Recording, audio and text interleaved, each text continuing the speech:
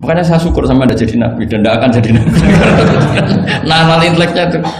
Jadi ini penting saya utarakan karena sekarang itu agama mau dicerdasin, ngajinya agak gelem tapi mau kritis. Itu bahaya betul. Makanya innama ahlakal ladzina min qablikum kasratu masa ilim, karena banyak pertanyaan. Ya bahaya betul. Masa Allah dievaluasi. Apa? Makanya saya termasuk gak senang ketika ada sholat gini peregangan apa pernapasan terus kalau sujud apa saya tidak senang. Saya senang saya gini nanti sholat lama-lama fungsinya kayak senam yoga. Gini saja, semua yang diperintahkan Allah pasti ada hikmahnya, saya yakin ada hikmahnya. Tapi tidak usah hikmah ini jadi tujuan. Kalau nanti jadi tujuan, terus orang bilang gini, itu sholat terus sakit, yang nggak sholat sehat, habis kamu. Ya kan?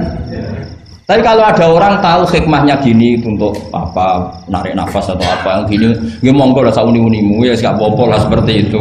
Tapi kalau jadi tujuan, jadi ya sudah, yang benar sholat itu apa? Sholat itu bukti ketundukan sama Allah Subhanahu wa ta'ala. Wasjud waqtarib, kalau berani sujud berarti insya Allah dekat sama Allah, karena itu bentuk tawaduk, bentuk tadzallul, bentuk ubudiyah. Fadkhuli fi ibadi wadkhuli. Lalu kok terus dianalisis ini fungsinya gini, wah repot. Lah nanti kalau ada senam yoga tandingannya lebih efektif.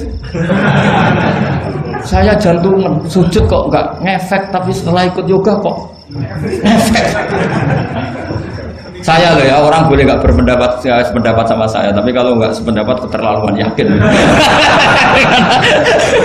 Karena dari saya jelas yang namanya wasjud ya Pak, udah ada di hadis di Quran, wasjud wa tashu, atau sujud dan kamu menjadi nggak ada yang ada ya wasjud.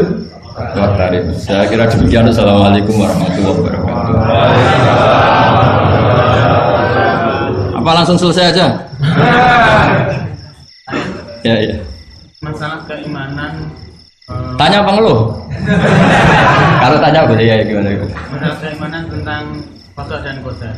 Oh ya. Kalau qada dan qadar itu kita sudah ditentukan oleh Allah, kenapa masih dimintai pertanggungjawaban? Nanti kan. Oh ya. Betul. Ya seperti mukadimah saya tadi ya. Jadi ngaji itu harus kafah. Kafah itu artinya komplit. Jadi Nabi dalam banyak hal yang momennya tepat ya menganalisis dengan qada qadar, tapi dalam banyak hal juga melarang orang membicarakan qada qadar. Jadi misalnya gini, kamu kadung ditakdir pernah punya dosa dan kamu ingin tobat, maka dosa yang masa lalu anggap saja qada qadar, terus keinginan tobat itu anggap aturan syariat. Jangan lalu setelah qada qadar kamu tidak berkeinginan tobat. Ini penting saya utarakan karena Nabi itu menghentikan pasti dua kali. Saya jamin di setiap konteks sosial Nabi pasti menghentikan dua kali. Dua kali itu dua solusi. Nabi pernah menghentikan idza dzikiral qadar fa'amsiku wa idza dzikra ashabi fa'amsiku. Jika umatku telah menjustifikasi qada dan qadar fa'amsiku, kamu jangan ikut-ikut. Karena nanti akan yang zina nggak apa-apa, saya sudah qada qadar, yang maling ya nggak apa-apa karena sudah qada. Wah bahaya, bisa hancur syariat kalau seperti itu. Tapi ada banyak hal yang Nabi mengisnadkan itu ke qada qadar. Kayak cerita Nabi Musa dan Nabi Adam. Ada kan di hadis Sahih itu jelas. Ini dengerin, ini betul di hadis Sahih. Nabi Musa itu saking Israelnya, memang beliau orang apa? Pertama, semua Nabi kan pasti ngalami diangkat ke alam roh. Nabi loh ya, tidak sampean Nabi. Sama tidak usah ambisi begitu, Nabi ini. Ketika beliau diangkat di alam roh itu ketemu Nabi Adam. Padahal Nabi Adam kan Abul Basar, tokoh utama ada. Pertama ketemu langsung ngomong gini, anta Adam, kamu betul yang namanya Adam? Ya saya Adam. Antal ladzi akhrajtan nasa minal jannati wa asqaitahum. Siapa hadisnya? Antal ladzi akhrajtan nasa minal jannati wa asqaitahum. Gara-gara kamu orang enggak hidup di surga. Jadi kalau sampean marah gara-gara kamu, saya harus cari uang sampai Korea. Coba kalau kita masih di surga, enggak perlu kerja di mana? Karena semuanya tersediakan, enggak punya istri jelek, semuanya cantik karena bidadari. Gara-gara jenengan kita harus keluar di bumi dan keluar dari surga.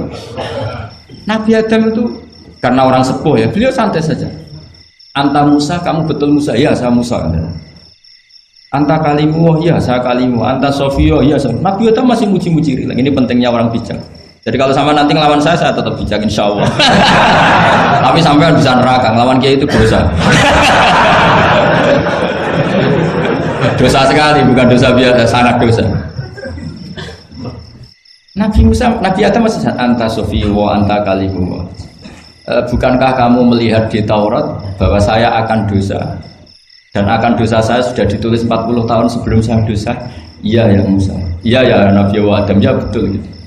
Berarti kamu mengkritik saya, atalumunani fi amrin qad qadahu. Kamu mengkritik saya, menyalahkan saya dengan sesuatu yang sudah digodok-godok oleh Allah sebelum saya lakukan.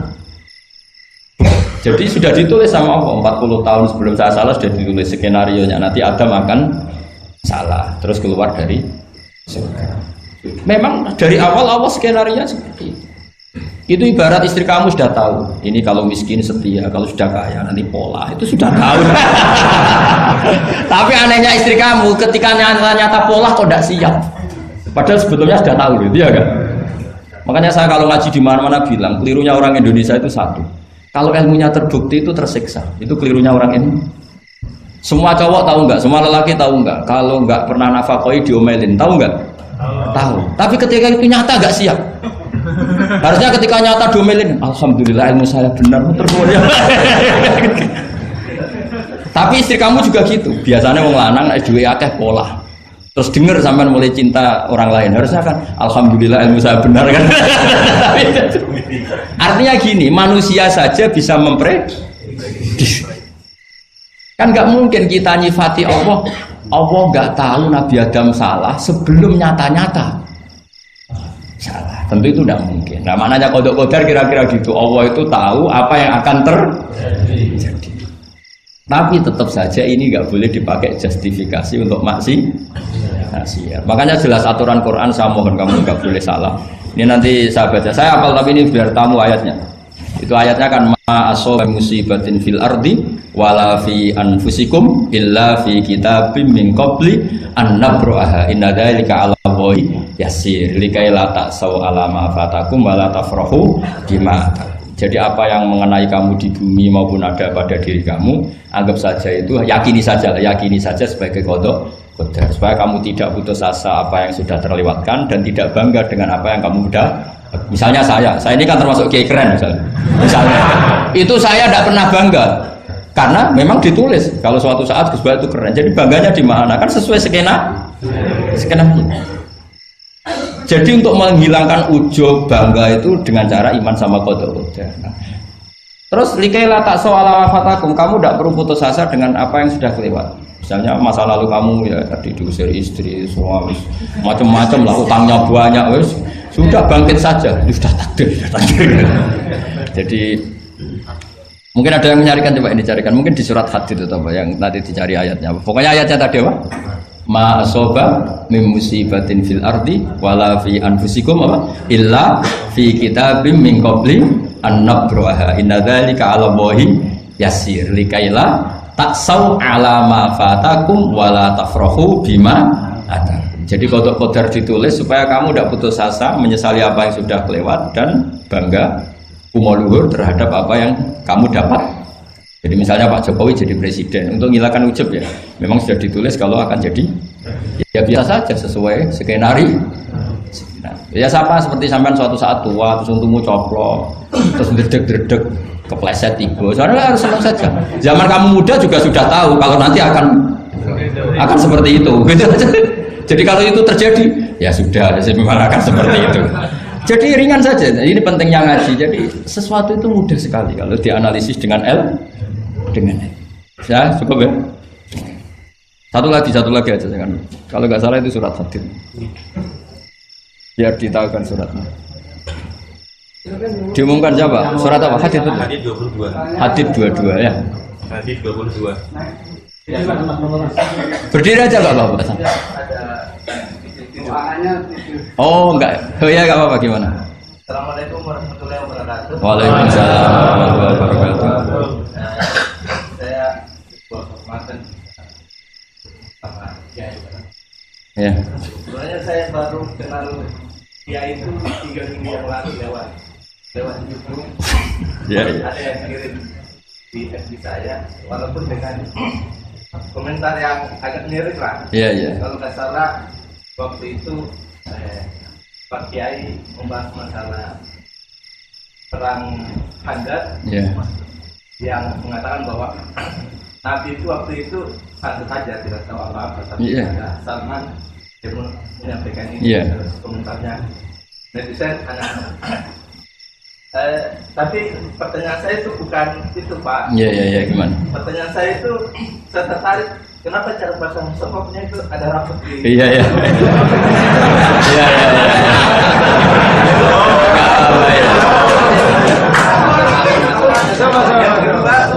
Yang kedua, ini sebenarnya hal umum. Saya bukan ahli Al-Quran, tapi ada ayat yang mengatakan bahwa sampaikanlah dari aku meskipun satu ayat itu walaupun itu cuma satu ayat dari aku balighu anni walau ayat. Yang itu menurut saya menjadi dengan dunia medsos saat ini orang yang betul-betul mungkin bukan cuma sekedar satu ayat, cuma satu kata itu di broadcast yang mungkin memacu perdebatan. Makanya ini begini, namanya siapa? Sulaiman. Begini aja, ini saya jawab. Tapi ini ringan, sama relax saja santai. Jadi memang tradisi ulama sama masyarakat itu beda. Jadi kalau Nabi dikatakan tidak tahu dalam konteks tertentu itu malah madh itu memuji. Karena tadi syaratnya Nabi harus ummi itu kan keibu-ibuan. Jadi kalau Nabi tahu itu nanti seakan-akan dia itu dikawal oleh ilmunya, padahal Nabi itu dikawal oleh nubuah. Ini bedanya Nabi sama ndak. Jadi Nabi di Quran itu biasa ada kata makun tatadri mal kitabu walal iman. Terjemahnya kan kamu tidak tahu. Kanjeng Nabi biasa didhawuhi Allah makun tatadri mal kitabu walal iman. Kamu itu tidak tahu apa itu kitab. Tapi itu sifat madh. Sifat apa? Madh itu memuji. Kenapa itu jadi pujian? Karena Nabi kalau sudah tahu urusan sesuatu nanti jadi ilmu tandingan menandingi wahyu. Lah mungkin netizen nyuwun sewu bukannya ngeritik, bukannya apa, mungkin nggak paham tradisi ulama itu. Jadi kalau ulama bilang Nabi itu tidak tahu itu bukan sifat dzam tapi sifat madh memuji. Di Quran banyak kalimat makun tatadri mal kitabu walal iman. Makanya Nabi ketika disuruh baca Iqra ya Muhammad, jawabnya gimana? Saya tidak bisa baca, tapi bukan sifat buruk, justru bagus.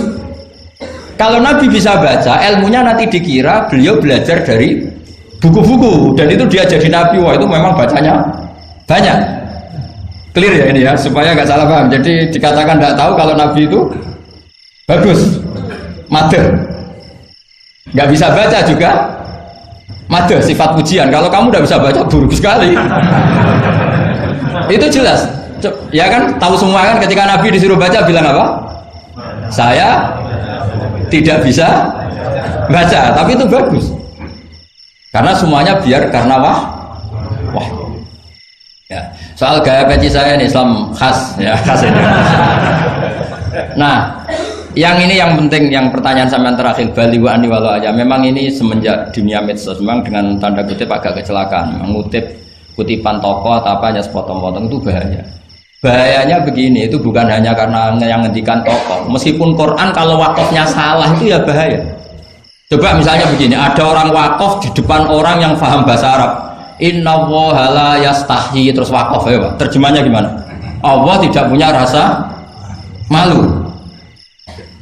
Sehingga di ilmu Quran itu diaturkan ada wakaf yang haram, yaitu wakaf yang rusak makna. Harus diteruskan innallaha la yastahi ayyadriba mathalam ma ba'u. Allah tidak malu bikin perumpamaan sekecil apapun makhluk itu. Misalnya buat perumpamaan dengan nyamuk. Coba kalau bacanya satu ayat terpotong.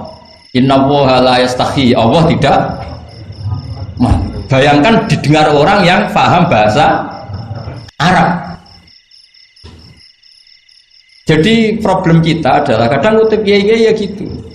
Jadi apa ya tadi belum mendengarin kompletnya ngaji. Jadi kalau ada ulama bilang Nabi tidak tahu itu sebenarnya madh itu ngelem karena memang begitu.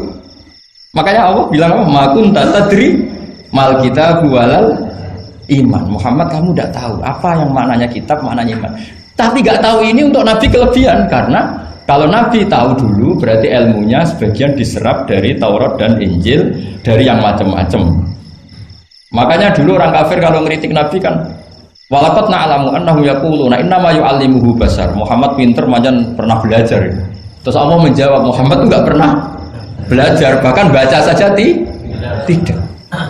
Jadi kalau Nabi dikatakan nggak bisa baca, nggak tahu itu madhab. Saya ulang lagi, untuk Nabi itu madhab. Sehingga semua yang dilakukan Nabi in huwa illa wahyun yuha, semua hanya berdasar wahyu. Ini bedanya Nabi dengan selain Nabi. Makanya Nabi itu nggak pernah baca, nggak boleh memang. Karena tadi pasti ini jadi ilmu tandingan. Itu bahaya kalau untuk Nabi, supaya semuanya orisinil dari Allah. Nabi itu sama Allah dikosongkan, semuanya kosong. Semuanya dari ilmu yang diwahyukan oleh Allah Subhanahu wa taala, jelasnya. Jadi baliwani walau ayat itu saya mohon, maksudnya itu ayat itu bukan ayat satu Quran potongan, enggak. Ayat yang muhkamah, yang utuh. Tapi kalau satu potongan ya enggak boleh. Tadi misalnya dipotong apa, innallaha la yastahi, kan kayak. Makanya di bab ilmu tajwid kan diterangkan wa ba'da tajwidika lil hurufi la budda mim ma'rifatil wuqufi. Setelah kamu tahu tajwid, ikhfa, idgham, idgham, kamu harus mengenal ilmu waqaf. Karena sekali salah waqaf itu ya gitu Mas Leman ya. Assalamualaikum warahmatullahi wabarakatuh.